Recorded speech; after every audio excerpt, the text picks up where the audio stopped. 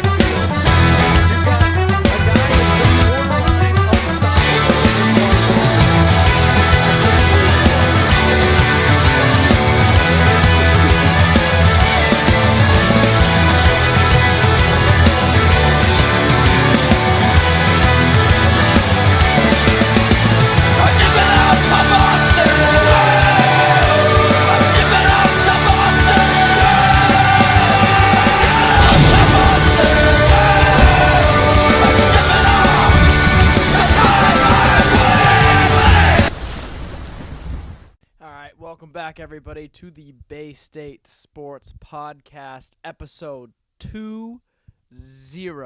My name is Pat. This is Brennan Gookin. Let's get into it. Welcome, Bay State Sports, episode 20. Pat, a lot of milestones we've reached. Yep.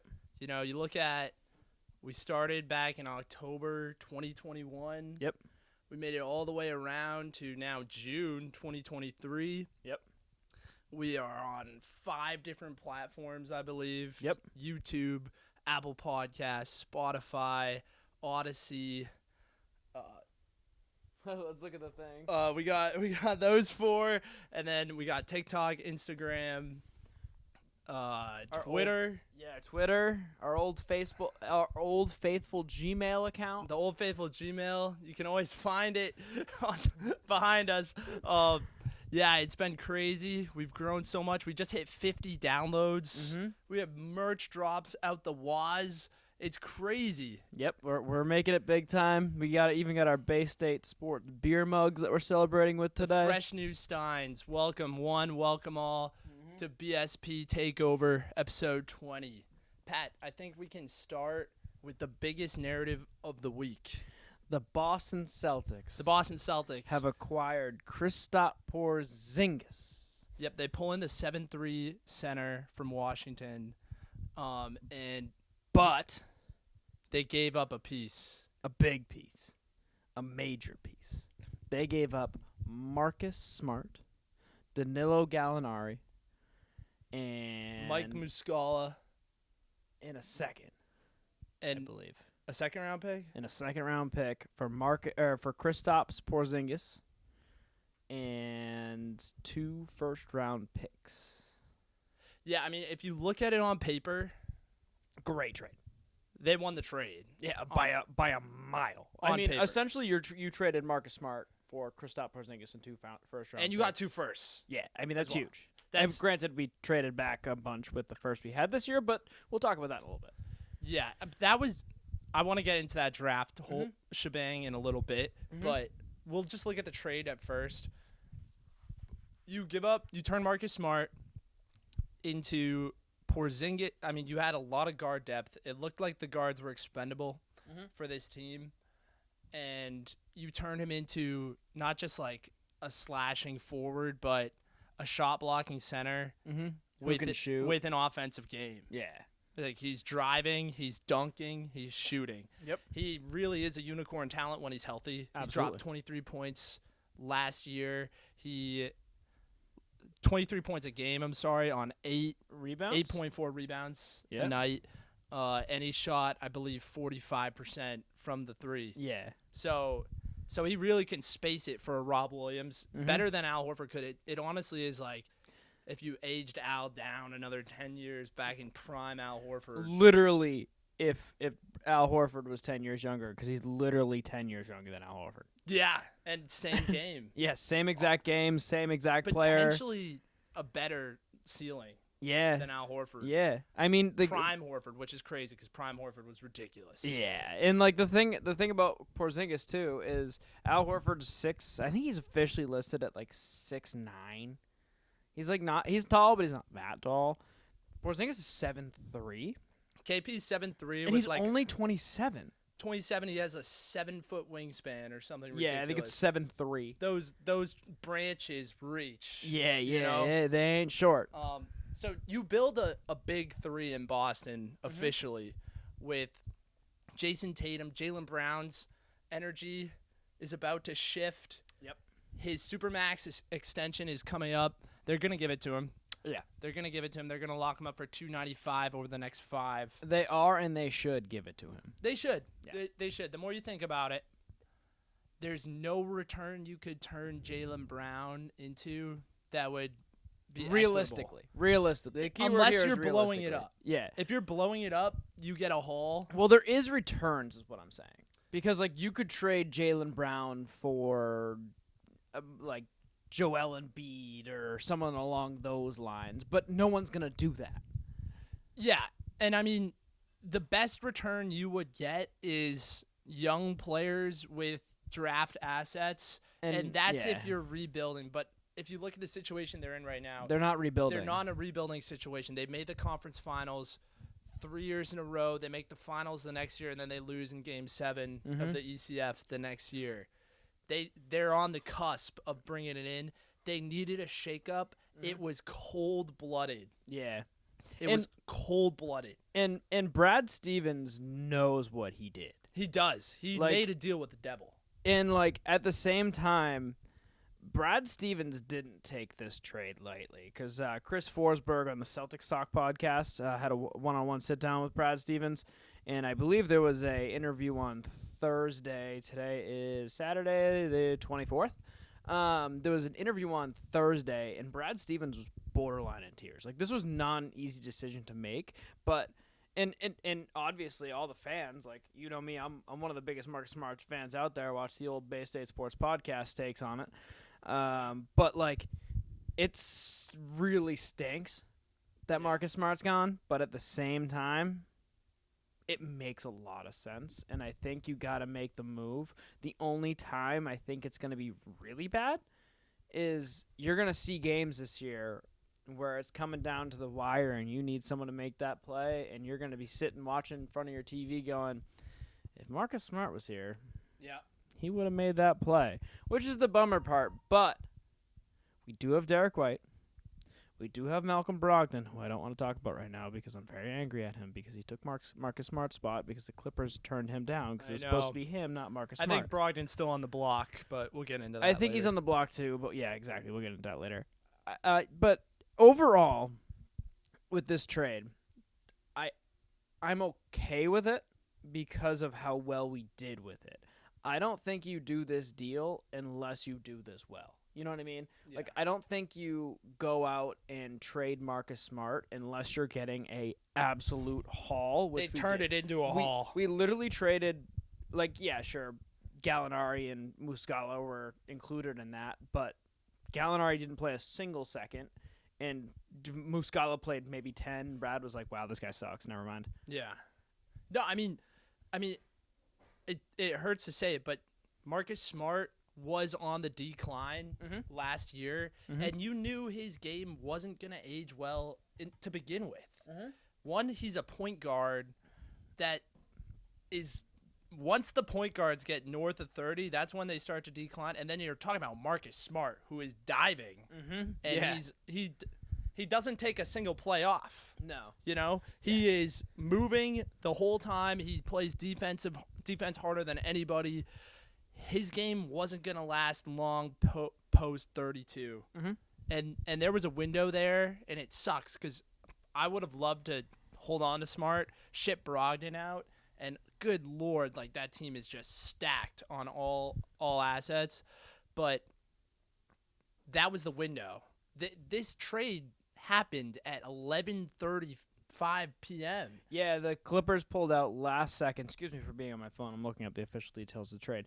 But yeah, no, this trade happened right before, and you had to do it at midnight because in order to make this trade happen, you had to get Porzingis to you had opt to- into his deal. exactly, and that offer was expiring at midnight. Yeah. So the deal literally happened at 11:59, and that's when it went through. Yeah, because what you had was it was going to be Malcolm Brogdon gets shipped to the Clippers, and then Porzingis comes to Boston, and I think the Clippers were moving players to Washington, but instead they couldn't get their doctor down here in time. I thought it made sense. That original trade made sense for all three teams. The Clippers are looking for a quarterbacking point guard. They're looking for guards Especially to where run an offense. Ja Moran is out for at least Oh, the the first Clippers, 25. though. Oh, the Clippers. Excuse me. Yeah, Yeah. they were looking for a guard, and they were in the Chris Paul move too, and they couldn't get Chris Paul, so they missed out on both. Maybe we'll work out a new deal with the Clippers later, Yeah. with Brogdon if they can get their doctor down here in time. But Is that what it was held up on? Yeah, Where they couldn't were get the worried- doctor in time. they were worried about the forearm, No, they weren't worried about the forearm. They were worried about the foot.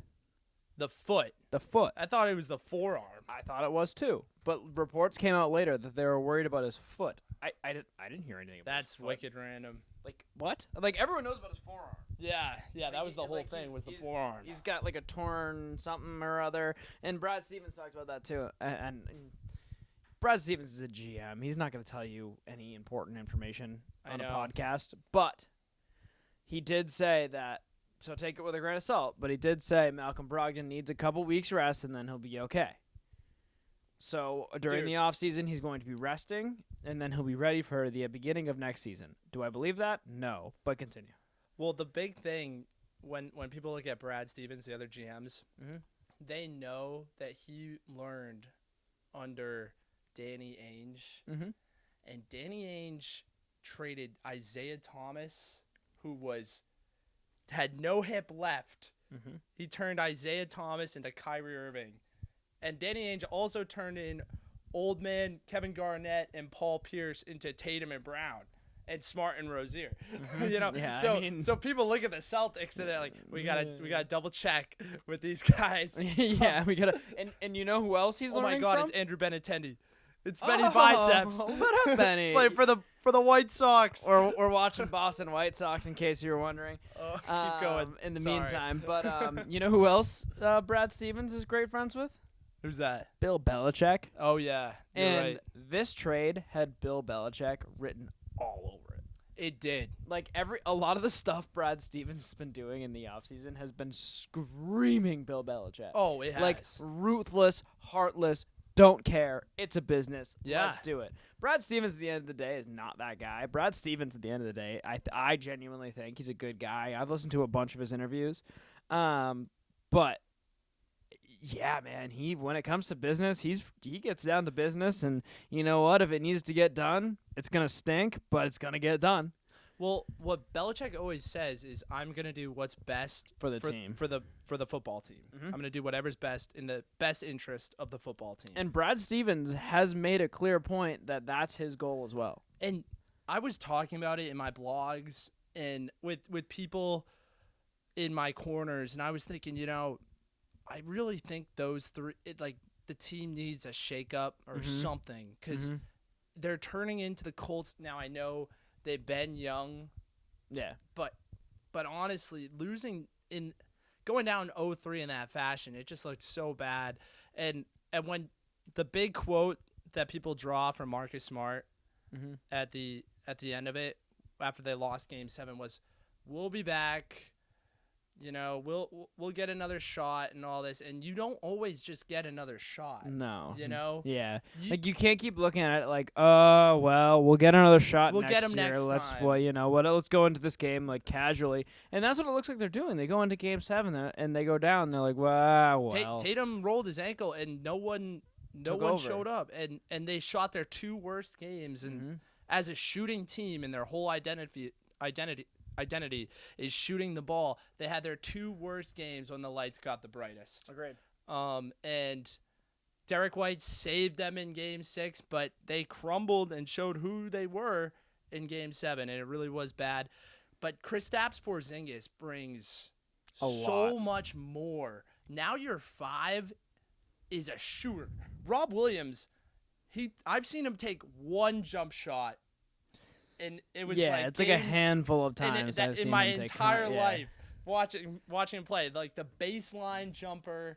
I saw him live do it against Milwaukee Bucks last year in the playoffs. I think he hit it too, didn't he? Oh, he hit it, and the kid behind me. Yeah. Don't let him heat up. We were both thinking the same thing. But your center has always – Rob Williams has always – he hasn't had a post game. He's really just a guy that jumps out of the gym, and it's electric. He does it better than anybody. Yeah, he's fantastic in that position. But you know what I think bringing in Kristaps Porzingis as well, off your point, is that he's going to teach Rob Williams a lot. Yeah, I a lot think. of post game. It's a lot of post game. It's a lot of how to be a center. It's a lot of how to play that game, which is great.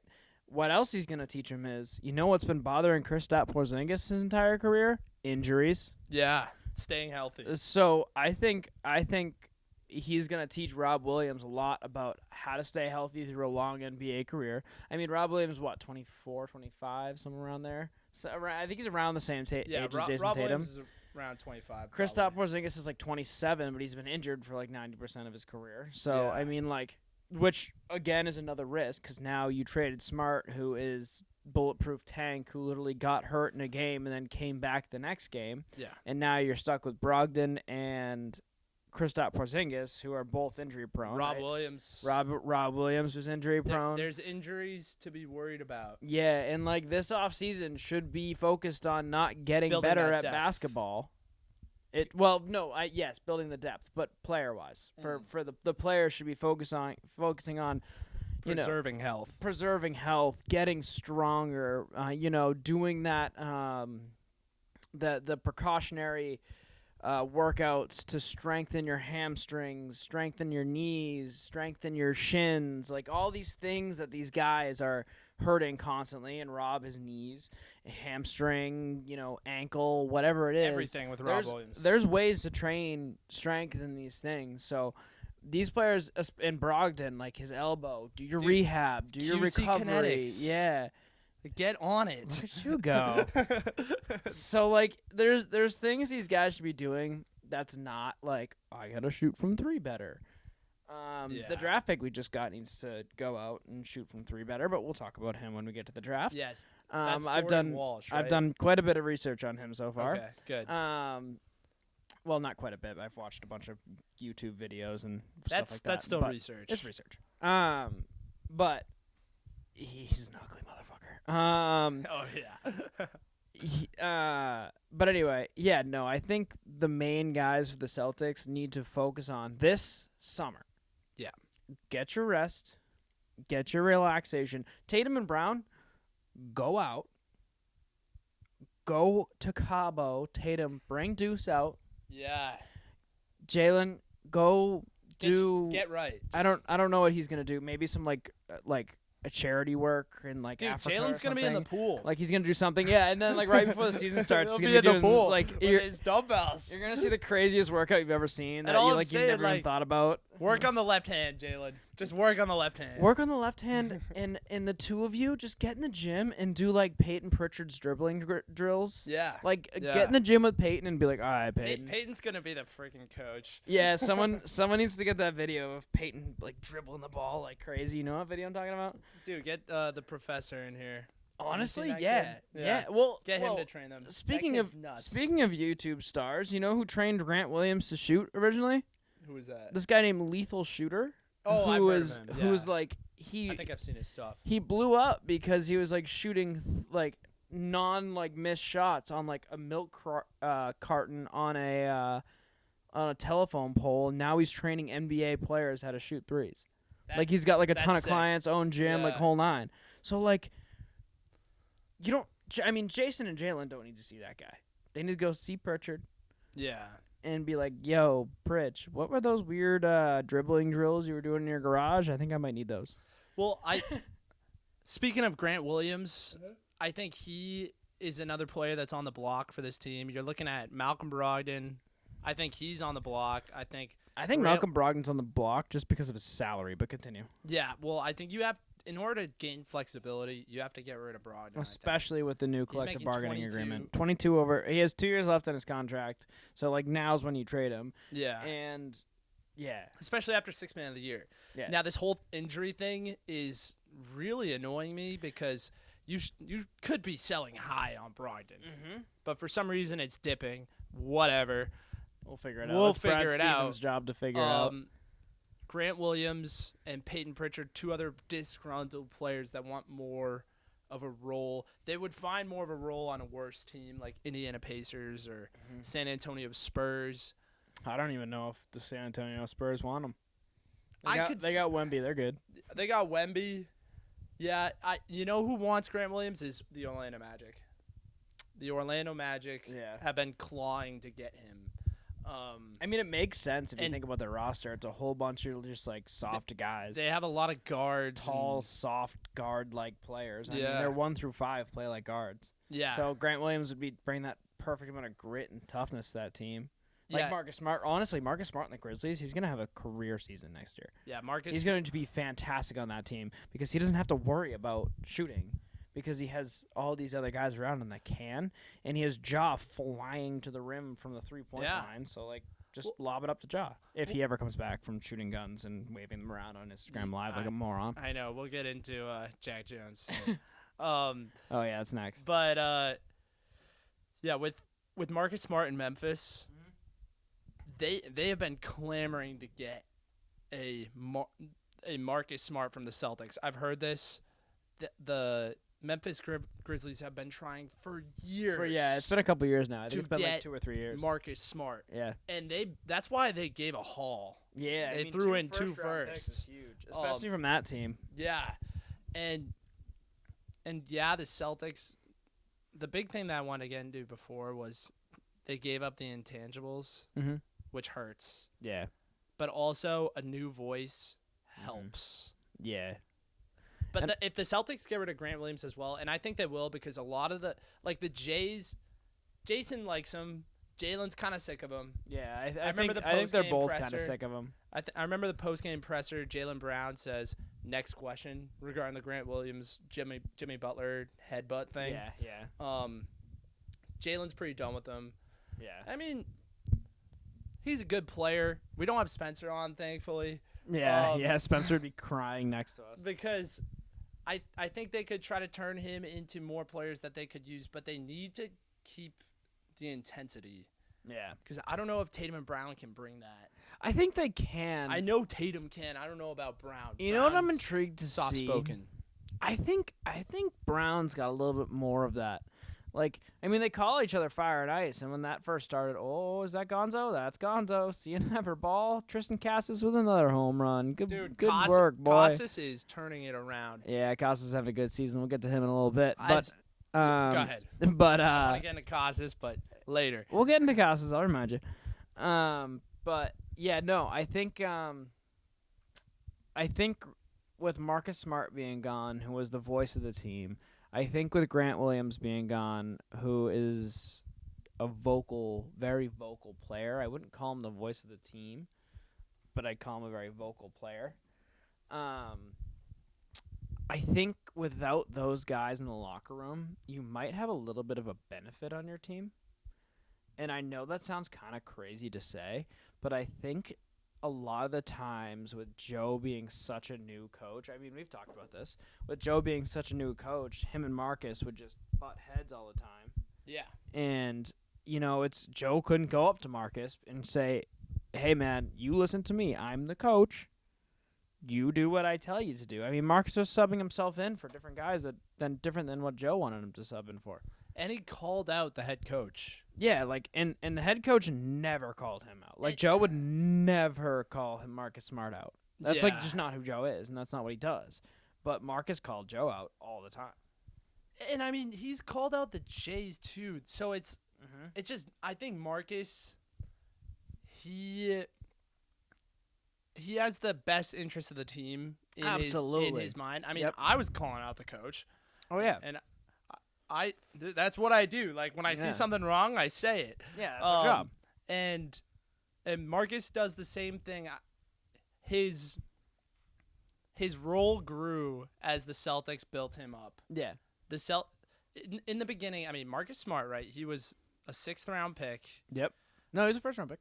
And number 6 sorry, overall. 6 Yeah, overall. Yeah. I was gonna say there's only 2 rounds in. And he was a 6th overall pick, and he really was there the year after Brad Stevens got the job. Yep. You know. Yep. And he grew as just this role player that couldn't even shoot. Didn't even have an offensive game. He was just aggressive and athletic. Yep. Into more of a defender and a great defender, and then a captain, and then 2 years ago when they made the finals, he was shooting 36% from 3, and then it fell back down to 30.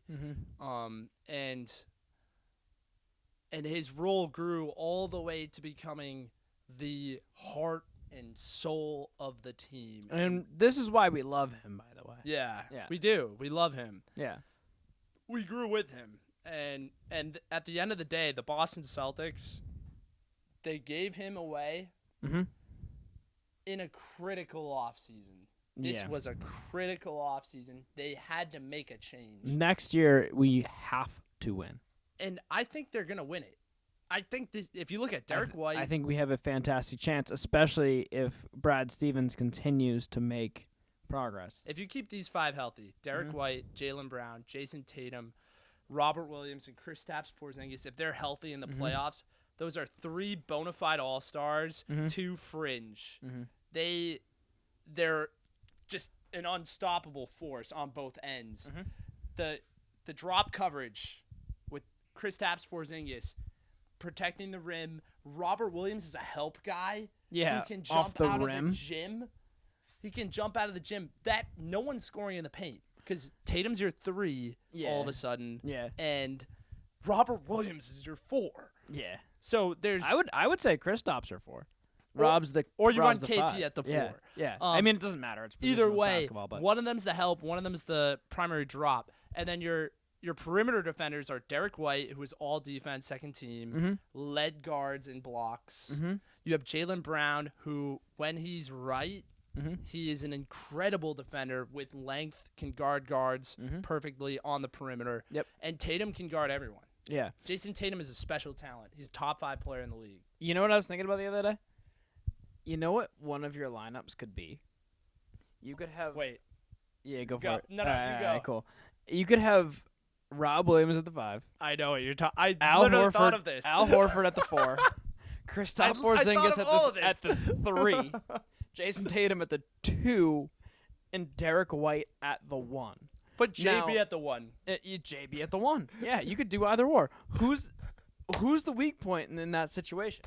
I knew exactly what If- you were saying. if 'Cause you I have- thought of this yesterday. If you have Derek White in that situation, the second team all defensive player is technically your weak point. Actually, technically your weak point would probably be Kristaps Porzingis because he's not known for his defense, but he's 7'3" for Christ's sakes. I mean, he's 7'3" in the 3 position. I know. Okay. He's a unicorn. It's a dynamite talent. Yeah. And so you have that lineup. Or you could have Jaylen Brown in there. He's your weak point. Yeah. And he's like 6'8" and is athletic and can jump just as shoot it. high as anyone else. You put Derek White and Jaylen Brown in there. You could put Grant Williams in there if he's still around. Yeah. You could put anyone. You could put the new guy that we got in there in that lineup. Jordan I mean, Walsh. you would put him in. The guy can't shoot to save his life, but he's an incredible defender. He's like 6'5" with a 7'1" wingspan. That's insane. Yeah.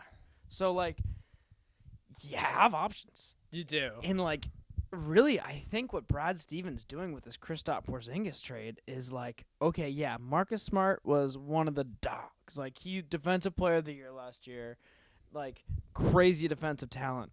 But you're replacing him with some guy who's 7'3". Who has an offensive bag? You can He was walking 23 points. you can do whatever you'd like. and you could be the best defender in the world like Marcus Smart was, You can't teach height. but you can't all of a sudden be 7'3".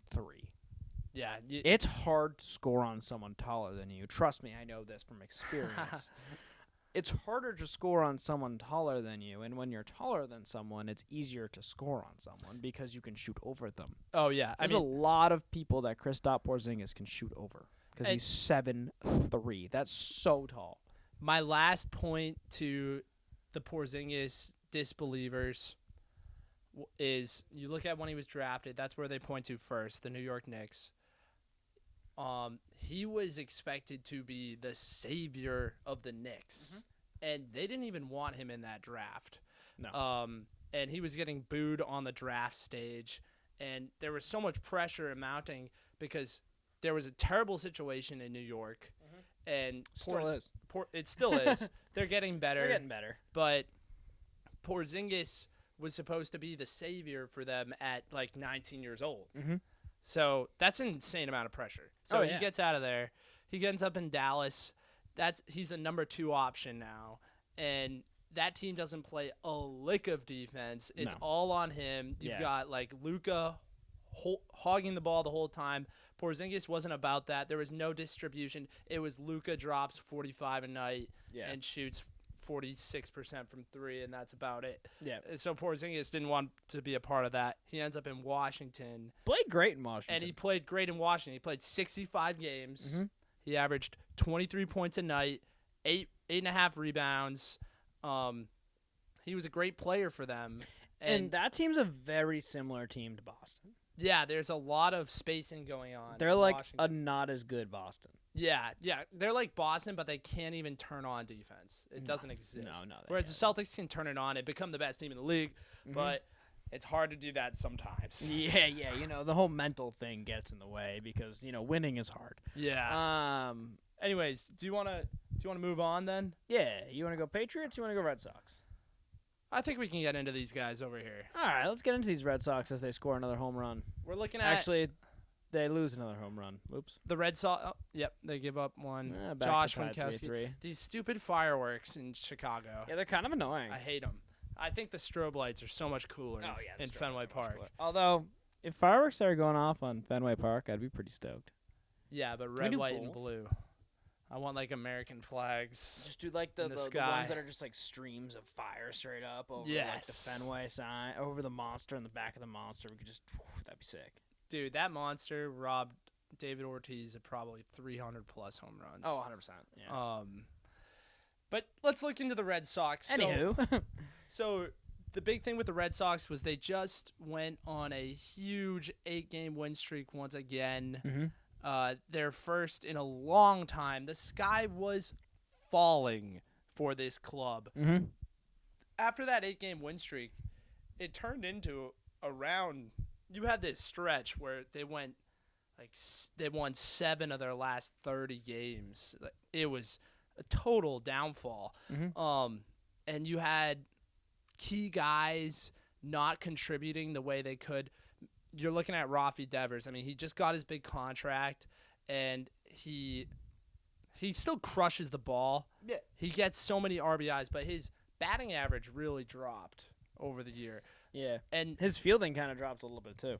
yeah, I mean, his fielding, Uh-oh. it's on and off. Winkowski gives up 2 homers back to back. You hate to see that. Josh Winkowski is supposed to be a huge bullpen guy for them. They traded Benny. Here go the fireworks again. They traded Benny for Josh. Yep. And I mean, they needed arms in the bullpen, but that just sucks.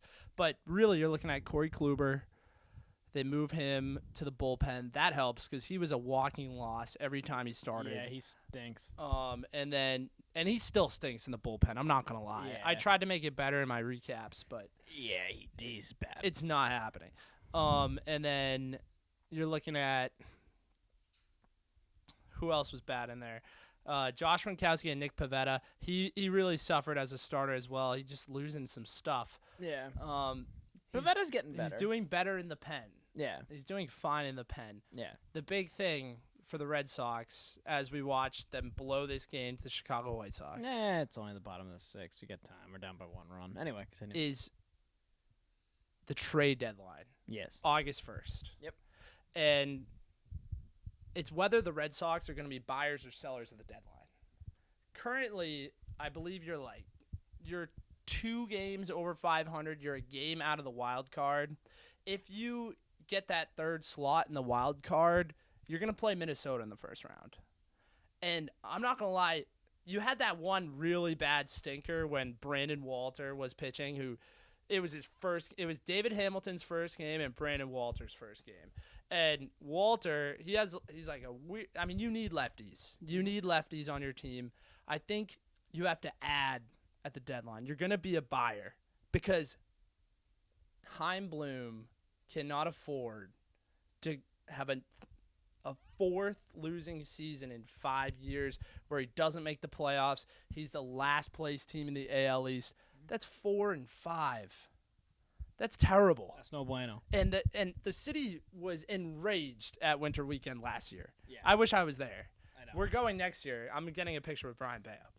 And I'm getting another baseball sign by him. got plenty of them right now. But you have to. I know Chaim is going to put some chips in because he can't just. You can't turn into the Philadelphia 76ers or the Baltimore Orioles. Yep. Where you are a disgrace to your fan base. You're disrespecting them, who pay good money to come watch your team, and they're invested in the storylines, Especially at Fenway. and everything. Especially at Fenway, where you're charging $12 a beer. More than that. More, yeah. 18. The Garden's 12, Yeah. Fenway's 18. Yeah. And you really have to look into being a buyer, I believe, because if you look at what the offense can bring in that first stretch, when they went all the way up to 3rd place in the AL East off the 8-game win streak, Yep. they had the 2nd best hitting team in the American League. They were behind Tampa Bay Rays. I think they were the 2nd best team in baseball. Yeah. And that's what this potential is. When they catch lightning in the bottle, they can't miss the pitch. Yeah. When Tristan Casas is on, now I called him out when we went against Colorado. We went to the game, and the next day I said, get rid of Casas. It's time to bring in Vladdy. And Casas, ever since, has been going off. Me doing my job. Yep. GM Brendan. Casas is doing great. I just put a little pressure on them, Yeah. and they do so much better. Yeah. But you have to look into adding another starter. I think if you're gonna be a buyer, Luis Castillo. They weren't buyers last year. No. But he was available if they were going to be, and he ended up in Seattle. I want to bring him into this rotation because your bullpen is stacked. I know Josh is really proving us wrong tonight, but you have Chris Martin, who's electric. Jansen, you have all these guys in that rotation. Joe Jakes has been doing better in that in the pen, and you move Pivetta to the pen. Yep. So if you can get another starter, because you don't know about Chris Sale. Yeah, Chris Sale's a liability at all given times. Yeah. That's what we've learned. That's what we know about Chris Sale at the current moment. I hope that changes, but at the moment, Chris Sale is a liability. He can go down at any moment. Agreed. When he is on, he is unstoppable. He is unstoppable. But he's not always on. No. Most of the time, he's hurt. Most of the time, he falls off his bike and breaks his hand. And it takes time to get him in the groove again. Yep. Where he's a starting pitcher on that schedule instead of rehab schedule. And when he is, he destroys. You have electric catcher in Connor Wong. He's not a great hitter, but a great defender. You're not looking for defenders right now. I mean, catchers right now. You're looking for defenders. Yeah. And you bring in another starter to put with Bayo. You bring in Castillo, Bayo. You run Cutter Crawford. You want to see what he turns into. Yeah. I'm not saying be a buyer to win the World Series. I don't know if they can do that. It would be something like 2021 where they catch lightning in a bottle. Yeah, and they just run. And they just can't miss. And this It's team has possible. the potential they to have do that it. potential for sure. They just need pieces. They need I think pieces. you're right. Yeah, and there's also stretches where they can't hit the pitch. Yeah. You know, they're either on or they're off. I would like to bank on them being on just so you have a respectable product You know what I think they for need? your fans. You know what I think they need more than lightning in the bottle? Consistency. I think what that would be amazing. the biggest thing this team needs is just like I'm not saying they need like 8 runs a night. Like I if they can get like I don't know, say what, like 5-6 runs a night, I think they'd be doing. Oh my God, 101. Jesus. Yeah. Connor Wong hit that. Good On a for you, sinker. Connor Wong. Yeah. Good for you, Connor Wong. 101. That's Jesus. crazy. Santos, you dog. Yeah. But no, yeah, I think what the Red Sox need right now is consistency, and I think that once you get that, if you get that, shot the gap too. There you go, Connor Wong. You were see, this is what happens when you talk smack about it. Yep. Yeah, Connor Wong can't hit. Immediately hits one through the gap, and there you are. But yeah, no, I mean it's one of those things where you just need that consistency, just a little bit more. And I'm not, and like obviously, like it's not like I want them to score 6 runs every game and be happy. And I know there's gonna be games where you score 1 or 2, and there's gonna be games where you score 13 and 14 or more. But like, You can't have that last game against Minnesota. yeah, that's unacceptable. hits. Yeah, 3 hits throughout the whole game. Like that's unacceptable. I know they have amazing pitchers and all that, but you Still. gotta be better than 3 hits. You're a Major night. League Baseball team. Come on, guys. I know the pitchers are good, but you should be also good enough to get more than 3 hits. I'm not saying you should be good enough to get more than 3 runs. Because you know what? It happens. Sometimes, they bring their A game, you bring your B game, and you get blown out. It happens. It's sports. It's just part of sports. But you can't get 3 hits throughout the entire game. I'd be happier if they got, 10. Yeah. Like, you know what? Bats weren't hitting today, but, we got a couple guys on base. It went all right. 3 hits I in know. an entire game? That's bad. And again, it's baseball, Sometimes these pitchers just figure it out one day, and they know what the batters are looking for, and the batters don't know what the pitchers are thinking, and you just don't hit things. I mean, no hitters are a thing. Yeah. You know what I mean? Like, Yeah.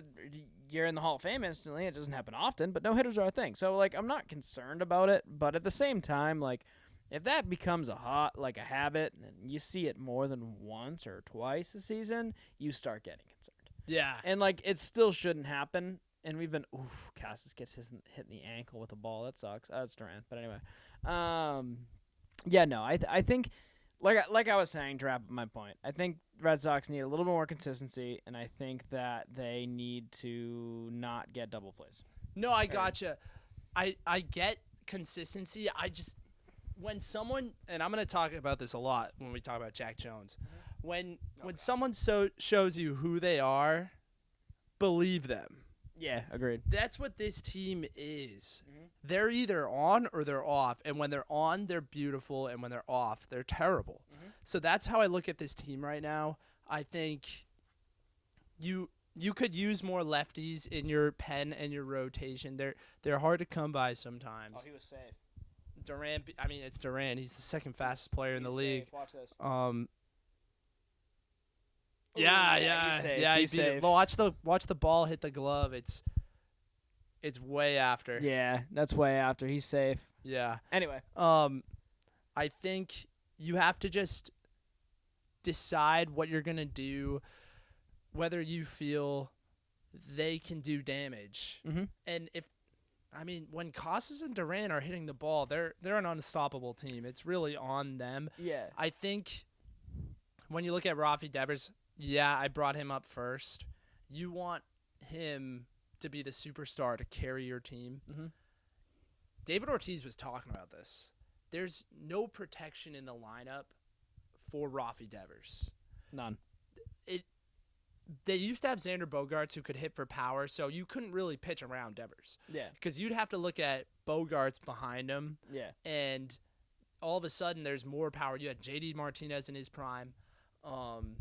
There was a lot of protection surrounding Rafi, but now it's really just on the kid's shoulders. Yeah. So you're waiting for Casas and Durant to develop to be that protection around Rafi Devers, along with trying to build Durant into something special while you wait for Marcelo Meyer, who is supposed to be the superstar to save the team. Yeah. So, do you think that Cassis and Duran have the ability to grow into that? Because, like, with Rafi, like, I'm not overly concerned about with him because he's got 11 years and he's only, like, 23. He's having an off year and leading the league in RBIs. Yeah, so, I mean, like, He has like 60 RBIs right we now. have time, and he's not even in his prime yet. Yeah. So, like, I'm not overly concerned about Rafi and like on the Celtics, for example.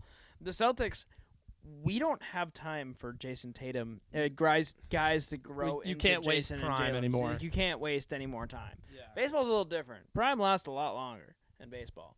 So, like, you got to take I think you can let some of these homegrown guys grow up a little bit, and I think you can let Casas and Duran if they don't get traded by Heim because we know Duran he is loves to do that. 100% on stolen bases, by the way. Really? He's never gotten caught. Really? Yeah, he just got another one. That's insane. I think he has like 20 something. Wasn't there he's like a never Taco gotten Bell caught. thing with stolen bases? Oh, Or- yeah. that's during the World Series. That was during the Yeah, World yeah. Series. Mookie got everyone free Taco Bell or something. I took advantage of that.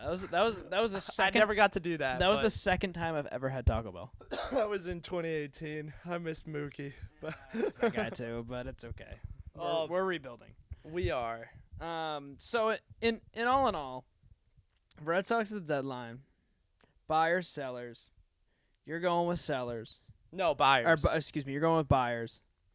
What are we buying? You need to bring in a left-handed starting pitcher. Mhm. I think that's really what you need for matchup-wise. You don't need too much because Chris Sale should be coming back at the end of the season. Yeah. Tanner Houck, Garrett Whitlock.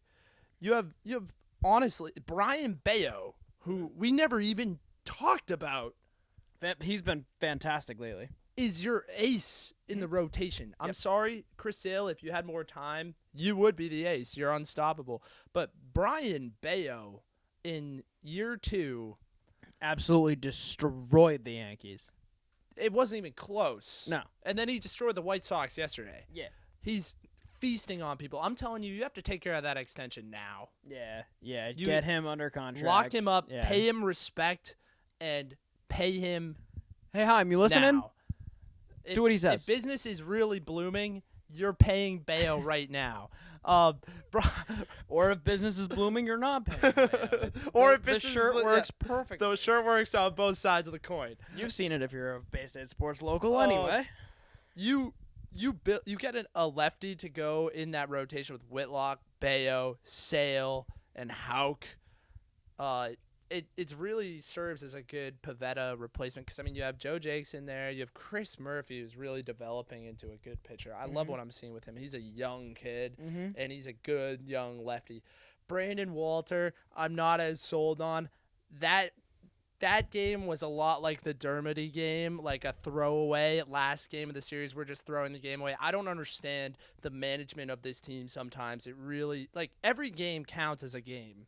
Whether you try or not, it's going to count as a loss or a win.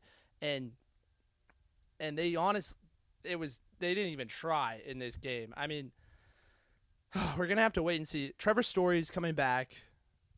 I think if everything clicks right, and that's how it's been the whole year, you see what it looks like when everything clicks. Yoshida's hitting it well. You have Duran hitting it well. Casas hitting it well. Turner's being a leader. He can play all the positions in the infield. You're right up there with the greats. You don't have to win the World Series. I'm not saying be a buyer and try to No, win and the World realistically, we're Series. not winning the World Series this year. There's a chance. There's always a chance. Just be a but- respectable product. Yeah. Like, be a tough out. Make Yeah. the playoffs and be a tough out. Yeah, give them a run for their money. If you lose in the wild card and it's like a respectable tough out, I won't be mad. My expectations were to try to beat Joe Kelly. What is this, the Red Sox like 6 years ago? dude Joe Kelly. Can we get him back, please? Yeah, that'd be another one we want back. We're buyers. Yeah, we are buyers. I'm just saying, be a respectable product. You don't have to win the World Series. You don't even have to make the divisional round. But my expectations for this season was to break 78.5 wins. I mean, I got some money on it. I know. I was telling everyone, like, they're going to be a respectable product. They're not going to do the same BS they did last year. they're going to respect their fans, and we're going to have to wait and see because right now there's holes in the lineup. We don't have a shortstop. We're betting on players. I was listening. Would you go out and buy a shortstop? No, you're going to wait on Story. Yeah. Story and Chang are coming, but I was listening to Lou Merlone, and he was on the money with this. Mhm. The players that they put in, like Pablo Reyes, who's now hurt. Yep. That's a bummer. I know, because he's such a good defender. He's been playing fantastic. Pablo Reyes, Yu Chang, these guys. I mean, Kike Hernandez, he plays all year. But most of the players, now they have the new kid in there. Not Brandon Walter, the other kid that they have. These are all part-time guys. Yeah. Like Pablo Reyes was on the farm team for the Oakland A's, and he would barely play. And all of a sudden, he's playing nonstop because the Sox need him to. Yeah. So he's going to get hurt. Yeah. A lot of these guys, they're part-time That's a good guys point. that are thrown into full-time roles, and they're not ready. Yeah. And That's they a great get hurt. Point. Yeah. So it really just shows how Chaim Bloom was negligent when he was building this roster because he really thought Kike Hernandez would just go in and be just as good as Xander Bogaerts. Mm-hmm. And because he thought about that before when he didn't extend Bogaerts. Because he knew that Trevor Story needed his surgery. Everyone knew when they traded for Story, he was going to need a surgery. That's how we got an Story. elbow surgery. Yeah, that's how you bought him low. You should have just done it when. Anyway, continue. They should have extended Bogaerts because you're looking at Marcelo Mayer, who's still in Portland right now, Portland Sea Dogs. He has to get to Worcester, then he has to get to the Red Sox, and then he'll be like Casas. And it's going to take 2 or 3 more years. Like I always say, it from takes there- time. From there to be not even a superstar, but like on the major league level, you know? So in that frame, I mean, you're looking at 5 years of Bogaerts where you have a guy running the infield and a defender that you're never worried about an error, whereas they just lose so many games off of terrible defense. And that was the big thing that was happening earlier. So Pablo Reyes is down, and you have the new kid in Hamilton. David Hamilton, I think is his name. And he's an exciting young kid. He's wicked fast, faster than Duran. Really? Yeah, which Damn. is really cool to see. But his bat kind of blows. But he's like a rookie, you know. They just brought him kinda from Worcester. happens, yeah. So you're gonna have to wait and see. But basically, yeah, with the Red Sox, I'm just saying buy at the deadline. Be respectful to your fans. Just try to make the playoffs. Just you don't have to win the World Series, but just be a tough out. Be in a respectable team. Like I know the Patriots didn't make the playoffs, but they were right there at the end. You know, Last year? last year Yeah. they but were at that last year, week. Last year was just an annoying season, though. I know, but at that they fought to the end. Like they did fight to the end. though, you're Belichick right, never Yeah. did what the Sox did last year, where That's they true. just fell off a cliff and they weren't even close. Yeah, you that's know? true. So I mean, we did fall off a cliff, but we were close.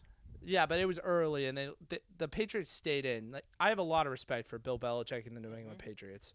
They're going through a rebuilding phase, and I know it was painful last year. And now we can get into them. I was just about to say, do you want to get into them? Um, Can we get Jack Jones out of the way just first? Because that's just Yeah. stupid. Yeah, let's look at Jack. So, Jack Jones shows up to Logan Airport with 2 loaded pistols, with extended magazines, the whole 9. Just the dumbest thing in his carry-on. No license to carry. Got ammo on him. He's locked and loaded, going on a flight to God knows where, showing up to Logan Airport. All of this at first glance. Jack Jones, why are you John Morant? Stop what you're doing. Go home. You're an idiot. See you never. The Patriots have not dropped him yet. The Patriots still have him actively listed on the team. You've seen this before. Nothing like this. This is stupid.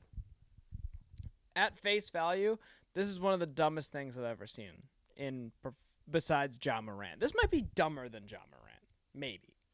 Because John Morant is just on his buddy's Instagram Live waving a gun around that was a lighter. No, it wasn't John Morant. You bought that post after the fact, you moron. We all know. We're not stupid like you. I'm wondering if there's something else going on here. Because if the Patriots haven't dropped him for doing something this stupid, knowing Bill Belichick, he's not going to think twice if he knows he did it. That's my thing. If the Patriots haven't dropped him yet, and he's still on the roster, there's a chance that he gets off on this, and it wasn't him or whatever they come up with, and, oh, someone put it in there to frame me, whatever. I don't know. But, I mean, he's got female Guy Fieri on the case as his lawyer. Yeah. He's still on the Patriots' active roster. No one from the Patriots, to my knowledge, has said anything about it. Anything significant. No. Like, no one from the Patriots has really been talking about it. So there's a chance that, like, Jack Jones might get off on this. If he doesn't get off on this, he's in jail from anywhere from, like, I think the range is, like, 2.5 to, like, 10 years or something like that. So he'll never play football ever again, much like Henry Ruggs. And which that guy just got locked up. You see that? Henry Ruggs, I think he's in there for like 4 years, something like that. Yeah? Yeah, no bueno. No. Well, you did kill someone speeding drunk, so, that's what you get. But, the Raiders were a mess last year. Yeah, the Raiders are still a mess. Yeah. The Raiders will always be a mess. Devontae Adams got off, though. See that? Oh, okay. Yeah, his assault charges were dropped. Anyway, back to the Patriots. That's good. That's Jack Jones. Because that was dumb. That's my take on Jack Jones. Yeah. He might not have done it. It looks like he did it. And I don't know how he didn't do it. But for all intents and purposes, and the fact that I still want him as my cornerback, he might not have done it. Yeah, I mean, I wrote about this today. Yep. On the Bay State Sports blog. Mm-hmm. Which will be in our link tree soon. And I have a favoritism shown to the cornerback position. Yep. For some reason, It's because you guessed Gonzalez. It started there. Predicted, excuse me. I started there, and it's grown into just I'm obsessed with their corners and our secondary for some reason. Even though Marte Mapu is gonna be nuts. You're gonna have a triple threat with Judon, Uche, and Mapu. The kid and Duggar. Dude, Duggar's gonna be crashing on the outside too. Sam Ellinger will be nuking his pants when he looks at the Patriots pass rushers. After what he went through last year, it's gonna be a real bad it's gonna day be for soiled. Him. Yeah, There's gonna be plants growing. He's gonna be sick that week.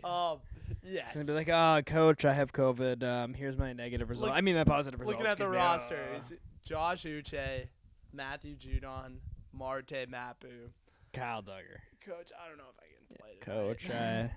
I have left shin soreness. That works in the NBA. Does it work here? But yeah, your edges are nasty. Yeah. Edges and linebackers are freaking nasty. So they're gonna break in, one, and get the QB, and two, they're gonna stop any run game. And then you look at the secondary. This is all before the secondary, where you have Jabril Peppers and you have Kyle Duggar back there. You got Gonzalez as your one, who is athletic freak.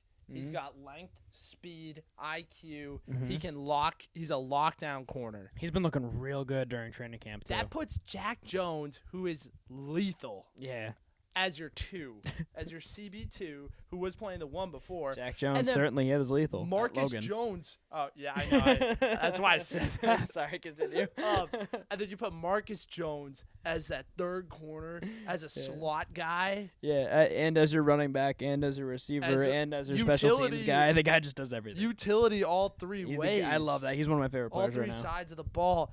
Marcus Jones is an electric talent, but the corner class it's fantastic. Is filthy. And they're young, too. They're young, That's why I was really excited about Jack Jones. But the more I look at the big picture, the big picture, is Jack Jones committed felonies. Yeah. He has 2 counts of bringing Allegedly. alleged Alleged felonies, felonies. where his carry-on bag had A lot of killing devices in them. two Glocks and Loaded. loaded with extra ammo. And extended magazines. And and he didn't have his FID card or whatever. Yeah, he doesn't own one, yeah. And when you think about the grand scheme, the only argument to be made is CTE CTE or or it was planted. Yeah. I mean, I don't know. those arguments I ain't are no gonna be Guy made. Fieri. Yeah, as They're they gonna be should. made. I mean, it's due process. We don't know what happened. Yeah. It might just like go away. Yeah, But we'll see. Lady Guy Fieri's on it. I know. She's great. She's legit. She's on top of it. She's not screwing around.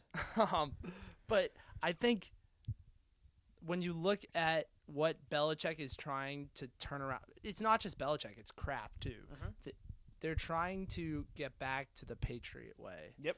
That's what I said in my blog today. Was they're trying to restore the culture. They're trying to restore the culture of the Patriot way. Bill Belichick runs the show. You put faith in him or you're on the streets. You're not here. Yeah. And while there's a whole sense of desperation because you really want to do better this year. You haven't made the playoffs, and you made the playoffs once. But last year you didn't make the playoffs. And you've been the bottom feeder of the AFC East, and it's an arms race. Yeah. Especially with who's in the AFC East right now. Yeah, I know. Miami's disgusting. Miami's disgusting. Buffalo's Buffalo. Buffalo's and Buffalo, the Jets have Aaron have Rodgers, but improved. they're gonna jet. Aaron Rodgers in the I Jets hope is I'm not perfect. wrong because I've been saying that for the past like 4 podcasts, but they're just gonna jet. I think they will. I think the pass rushers in Fox, but the defense is just totally elite. Yeah. You drafted Gonzalez. If you can somehow hold on, I don't want Jack Jones. I'm gonna say it now. No matter how much he can bring, I don't want him on the team because I think the big picture of the culture is more important than the talent. Well, what if he's innocent? What if he's proven innocent? If he's innocent, then it's fine. Well, he can't play if he's not innocent. If he's not innocent, he goes to court. Well, the trial is That's a good August point. 1st, Yeah, so it's or late. August yeah. 8th. Yeah, it's late. So that's during preseason. Yeah, you so know. he'll be in trial training during camp. preseason. Yeah. So I think they're just waiting on that. So if he comes back But innocent, I've heard yeah. sources sources. that I know that the Patriots are livid. Really? They're livid. I saw that through sources. I mean, And I think they're just waiting on it because the talent is so good, and the corner depth is insane. Yeah. Especially in the way that the game is played now. oh yeah, You're going to be you picking need balls corners, left yeah. and right Yeah. because all people do is pass. Mhm. And then never mind the 3 elite edges you got over there. So I think Bill is building something to counter the modern game, and to Lifelong learner of football. yeah That's how he described himself. yeah he is countering the new style, Mhm. and I think they can actually do serious damage I think they will. with their style, which is Matthew Judon and Christian Gonzalez carrying on both ends. So we've talked a lot about the defense. Let's talk about the offense real quick. Yeah, we let's- haven't even gotten into the offense. Let's specifically talk Massive. about potential free agents. Yeah. it's So what time. I've been It's seeing time to a get into lot that. is this man. I don't know if you guys have heard of him. He's kind of a lesser known character, DeAndre Hopkins.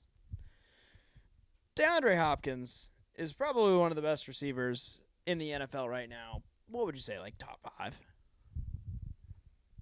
I don't know. It's deep, but It is deep, but I think top I go 5, top 10, top He's- 10 safely. top 10 safely. Okay. So top 10 wide receiver. Looking around in free agency, we know he went to the Titans. Yeah, he's top 10. We know he went to the Patriots. All things have proven that the Patriots is his top choice. Thing about DeAndre Hopkins. Yes, great receiver. Also happens to be great friends with Dalvin Cook, Yeah.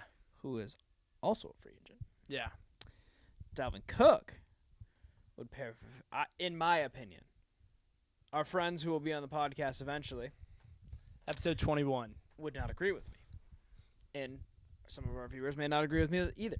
But Dalvin Cook, I think, would be a fantastic is and will always and has been a fantastic back. Last year he was injured all season, came out on an interview, every run, I thought about my shoulder, said that out loud. Yes, last season did not have a great season. But he still did very well. He still did very. So you get DeAndre Hopkins, you get Dalvin Cook, you get Mac Jones with a real offensive coordinator. You get, oh God, who else do you have? You're on Mike Gesicki. Oh, Mike Gesicki, Hunter Henry, who's been notoriously good with Jones. Yep. You have You have Bourne. You have Thornton. Juju. yeah, as like your slot guy. Yeah. I mean, you're double covering. They're double covering DeAndre. They gotta watch Ramondre on the run. Yeah. And when Ramondre's gonna have a breakout year. and when Ramondre's not running, Dalvin Cook is running. Well, Ramondre can do both. Ramondre can be a screen catcher or run it through the middle. Ramondre's a dynamic. People forget dynamite that. They're talent. like, oh no, Ramondre is just a power back. No, he's not. No, Ramondre's a dynamite back. Ramondre is a very good back Oh, who can yeah. do a little bit of everything. Dalvin Cook, also a very good back who can do a little bit of everything, but he's a power back too. And they have the perfect OC. Like they bring it's so much. All right, Mac Jones knows Bill O'Brien's game because didn't he play with him in college? in Alabama. DeAndre Hopkins knows Bill O'Brien's Houston. game. Houston. And Bill O'Brien is a real offensive head coach. Here's my prediction for this Patriots season. If you can pull off the DeAndre Hopkins trade, and by some miracle, Bill Belichick and Robert Kraft go, we're spending money. Let's frickin' do it. Bro, they have the cap. They have it. They have it. They have it. Go get DeAndre Hopkins and go get Dalvin Cook and win a Super Bowl. Dude, that team could win. Because at that point, you have a competent offensive coordinator. You have the greatest head coach of all time. You have the best defense in the league. You have the best defense in the league. You have I would say, next year with a competent offensive coordinator in Mac Jones, a Pro Bowl level quarterback. Yeah. Not the greatest quarterback in the league, obviously, but a Pro Bowl level quarterback, which in my opinion is all you need. You have the defense, you have the offense, you have a head coach who is the greatest head coach of all time, and you have a competent offensive coordinator, and you have one of the best defensive coordinators who is also a Patriot and knows the Patriot way. If they can make one of the greatest running backs of all time, not of all time, one of the greatest running backs in the league right now, Yep. one of the greatest wide receivers in the league right now, Dude, Dalvin Cook is your and two. all of the supporting character. The only flaw is your offensive line. Yeah, that's the only flaw. And that's my next blog because I had to do Jack Jones today. I'm tearing the line to shreds. As you should. That That line sucks. But I'm sorry, like the weapons on this team, Mhm. if they bring in DeAndre Hopkins, Dalvin Cook, all of a sudden there's serious depth at RB because you lost a running back right now. Yeah. Because he didn't pass his physical. And then it's basically Ramondre and Kevin Harris. And that's your running back line. Kevin Harris But is if- bad, but yeah. If you replace Kevin Harris with Dalvin Dalvin Cook is Cook. a lot better than Kevin Harris. those are Dalvin Cook can be like a utility back just like Ramondre, but the player that I what really a great person for Ramondre to learn from, yeah, too. right? Because he's a good guy. Yeah. Like, he's a smart guy. CT hasn't hit that hard yet. The player that I want to get into is Juju Smith-Schuster. I think he's that sneaky little Who piece. is- People keep forgetting about him. Is on bulk mode right now. Is he? Yeah. Like Oh he's my becoming God. almost like a running wideout, like an RB wideout hybrid. Yeah, because he's a slot guy. He knows he's going to get yeah, hammered. he's a schlock yak. I mean, look what Edelman did. He got jacked at the He's end a of his career. slot yak guy. Yeah. So it's all about the yards gained after he gets the catch. Yeah. And it's looking like he's going to be like a screen slot dude that gets the short pass and can go through the middle and no one can stop him. And the only person that's ever going to be covering him is the safety, especially if you get DeAndre Hopkins. Yeah, like they're not going to put their edge guys on him. Dude, these Patriots might be really, I'm sorry, really good. the team looks like dynamite. I mean, we're so well-rounded. And then you put if you get Hopkins. If you put in a number one that can take the top off, then all of a sudden you slot everyone down to the role where they're supposed to be with Juju in the slot, and you put Bourne as your number 2 wide, or you put Thornton if you're trying to go like get him out there. Yeah, you put Thornton as the speedy deep guy. Yeah, like your James Cook, or not James Cook. Who's the guy? He plays for Texas. He used to play for Texas. We traded him to Texas. He's currently on the block. I forget what his name is. Cook. James Cook. James Cook. Dalvin Cook. James White. James White was a running back. I'm anyway, doesn't matter. Someone so if you're watching, post it in the YouTube comments. But everyone gets their right roles once you bring DeAndre Hopkins in. Yeah, it just the lineup just both makes so sides much more are sense. waiting their time right now in this free agency decision. Yeah, but it would be huge. Like they could win a Super Bowl. They could win the East. They could win. The team is built to beat the Chiefs. Yep. They're built to beat the Chiefs. They're built to beat the Bengals. The way that secondary looks, especially if you have Jack Jones. But honestly, I think he could be expendable. Yeah, he could be gone. He could be expendable with how good Marcus Jones is. Marcus Jones is underrated. I think he's good. And then you have Gonzalez, who I think is your CB1. Yeah. Who can go head-to-head against a Tyreek Hill down in Florida, or honestly, Stephon Diggs I'd put more of a in Marcus Buffalo. Jones against him because he's just smaller and speedier. Gonzalez is big. I know. I'd put Gonzalez more against like a DeAndre Hopkins type. Like a taller guy, like Jamar Chase. Yeah, Jamar Chase. I'd put Gonzalez on him. Who's the guy in the kid in the Vikings who's sweet? Oh yeah, Jefferson. Yeah, I'd put him those on kind of them. guys. Well, that's the thing with Gonzalez is you have guys that can go head to head one-on-ones with the wide ones. Yeah. Where now you have Marcus Jones who can take on the number 2, or Jack Jones who can take on, because all these teams have multiple deep threats, and you're built to neutralize. And then you have an offensive game that's building. Yeah. There's a storm brewing, just like the Bay State Sports Podcast. and the Patriots could do serious damage.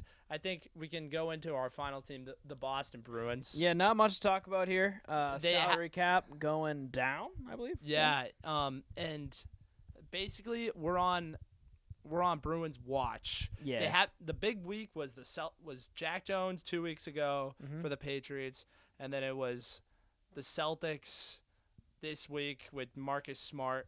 We're looking at the Bruins. We want to see what happens with either Bergeron. Yep. Will he retire? Marchand. My friend Kelby, one of my sources, believes he still has 3 more years in him, which would be crazy. I mean, he is the best two-way center one of the best. He's on the Mount Rushmore of centers, but no one ever brought the defense that Bergeron could bring. No. Yeah, or the leadership. Leadership, defense, face-offs, playmaking, but scoring. Just such a well-rounded player. Patrice Bergeron is debatably one of the greatest two-way centers, if not one of the greatest centers in the history of hockey. That might be reaching, but two-way centers. It's basically a sports podcast. Two-way centers. He has a 20-year career. Yeah, 20 years in it's Boston. A long career. I was like 4 years old when they drafted Patrice. Yeah, and then he had his whole like high school and college career before that. So I think there's a real shot he could retire, and your replacement would be Zacha. Yeah, I think they have Zacha for that reason to be the replacement for him.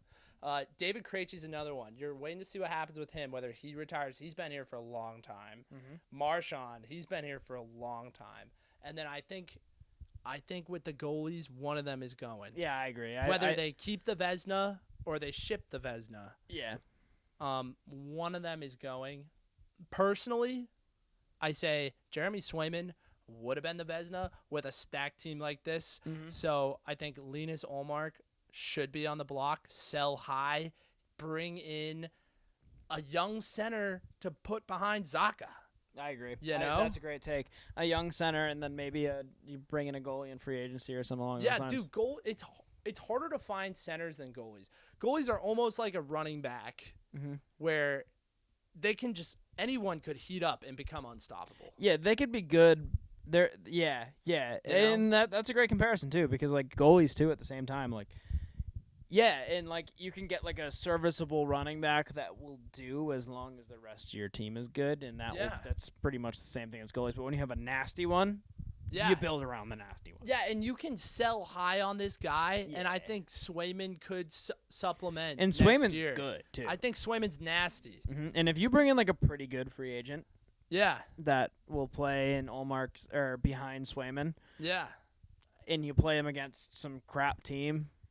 Well, they expended a lot of draft assets. Like they gave up multiple firsts, seconds, thirds, and fourths to bring in like Bertuzzi and not Zaka, but What's his face? Was it Taylor Hall? I think Taylor Hall was a couple years ago, but but they didn't give up too much for him because he was kind of a disgruntled player. But I think they did give up some draft asset for him. Who was that last year? I know it was Bertuzzi and I think it might have been Ork or something. Yeah, I think it was Ork. And I think it was like a winger, but anyway, continue. I can't remember. But the Bruins have some moves to make. I don't think blow it up because, I mean, you were the greatest team in the regular season last year. You can't blow up I think that. you just have to have more focus going in. Discipline, yeah. And you have to have you just have to build around David Pastrnak.